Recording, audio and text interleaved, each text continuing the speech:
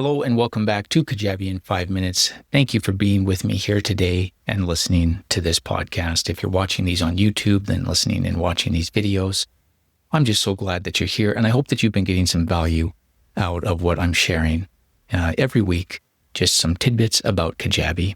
If you're new into this video, then for the last few weeks, I've been talking about Kajabi Offers and just going through kind of in maybe a bit too much nitty-gritty detail, but I've been going through the details of the Kajabi offer. And today is the last video of this little series that I've been doing. I'm going to be talking about the checkout page, the editing it. And last week, I mentioned that Kajabi is making some huge changes. They just changed it. It was September 13th, maybe, that it all happened, or sometime that week. A whole bunch of stuff in Kajabi changed. And so this video actually is only going to be relevant for the legacy version of Kajabi checkouts pages, which is only going to be available until January 13th, 2026. So if you are listening and it is after that date, then stop listening because everything that I'm about to say is irrelevant. And in the future, I will be doing a bunch of videos about all of the really cool new things that Kajabi has just changed. I've only quickly looked through it all, and it's all pretty awesome. So Kajabi, true to form, is just going next level and just bringing some really cool stuff into the platform. And I'll be covering that later. But right now, let's jump into Kajabi Offers. And we're going to be going into the checkout page and editing that. I'm not going to be going into the nitty-gritty detail on this page, but I will give you the overview on how to use it and really the way that I think you'll be able to get the most out of it. So when you come into Kajabi and you click on Sales and then Offers in the toolbar on the left, you choose your offer and then you come up to the right where it says Edit Checkout, and that's what you click. So if you have not voluntarily opted into the new design, the new pricing plans of Kajabi, then you are going to be using the legacy version.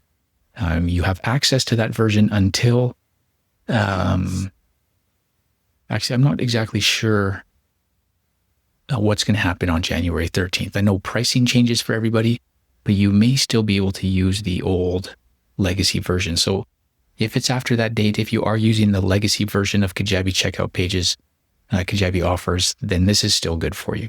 And here we are. We're on the checkout page. You've got the price bit on the side. You've got what you can work with in the middle. You've got your toolbar on the left. Now, in order for you to really get the most out of the Kajabi, out of Offers here and out of this checkout page, take your time and just go through each of the items in the toolbar on the left. There's page content, design, and additional settings. And the thing that you need to know is when you make a change in the toolbar, it doesn't update automatically on the screen. You have to hit the save button. And you really just have to go through each of those things to get a feel for what it is. It would be weird for me just to talk about them all.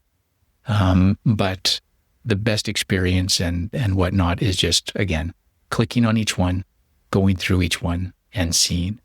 Now, I will mention, if you are enabling a banner on your page to make it design and look really nice, know that that banner is not necessarily, the way this is set up, it's just not so dynamic with mobile screens as other areas of Kajabi. So if that banner looks great on desktop, check it out on a mobile screen because from my experience, it doesn't scale. It really just clips. So instead of it scaling like you would want, and like happens on pages and other spots of Kajabi, it just clips. And so it can be, it just can look bad, not the way you intended on mobile. And so test that out, be warned. If you're using a banner image, you got to check it both. And you might have to change the way your banner image really is entirely so that it works well for both sides of screens. That's in the design area of that toolbar. Under the additional settings, there are some things like login requirements, mobile layout. Some people like the price being on top when you're on mobile. Some people like the words and sales on top and the price on the bottom in mobile. that's something that you can change here. And then you can do a little bit of control over the footer. And yeah, so that is what you need to look out for. Getting into kind of the customer experience, there's a little thing in this additional settings under the login requirements where you can force returning members to log in, or you can say they don't have to. And there's a grayed out box that says collect new member passwords. If you aren't forcing them to log in, you can't check that. If you are forcing them to log in, you can check that. And so not necessarily intuitive as to what any of that means, but basically this is what it is. On the right, where the price is and it's collecting email address and payment method and has the complete purchase button, you can choose to collect new passwords on this spot in this area at the time of signing up. If you don't do it, then when somebody purchases, a pop-up comes up and says, hey, you have to create your password. So there's two options. There is putting all of the information.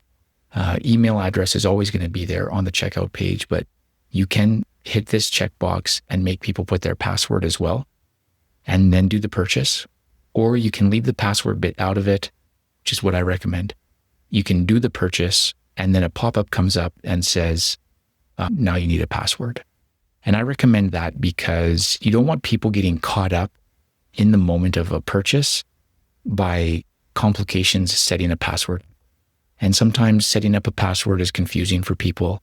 Sometimes people put a lot of thought into it. Sometimes it's a pain in the neck. And so leave that out of the purchase experience. Complete the purchase and then let people deal with that on the pop-up. And if they, leave the screen and don't set a password up, they still made the purchase. So that's what's most important. And that's why I recommend that. Now, if you come into the page content area of your checkout, at the bottom, there's a testimonials area there. And this has always been a little bit awkward to use, but it is there. And if you add your testimonials, you can just kind of play with that and see how it works. And it looks decent enough on the screen, but it is a bit clunky to use and to manage. And really, that's it. I don't want to go into too many more details. This is just, there's not much you can do. And I've already talked about all of the other areas of the offer. So this is just kind of wrapping everything up, presenting it to your client, and designing it in a way that looks kind of decent. Now, if you I will. So if you are interested in learning how to kind of design this stuff well, there's kind of a trick that you can do. It's not a trick. It's just stuff you can do with AI and the HTML editor to make this just a little bit easier to design. If you come into the text box of any text box in Kajabi, but it is relevant also here on the checkout page, in the toolbar on the left, you'll see the very first little icons of the text box is the source code, the two pointy arrows. And if you click on that, you can go into the HTML. And so something that you can do is once you get all of your stuff there, if you're not happy with how it looks, go into that source code, copy it all, go to an AI, paste it all, and then say, I need this to look better.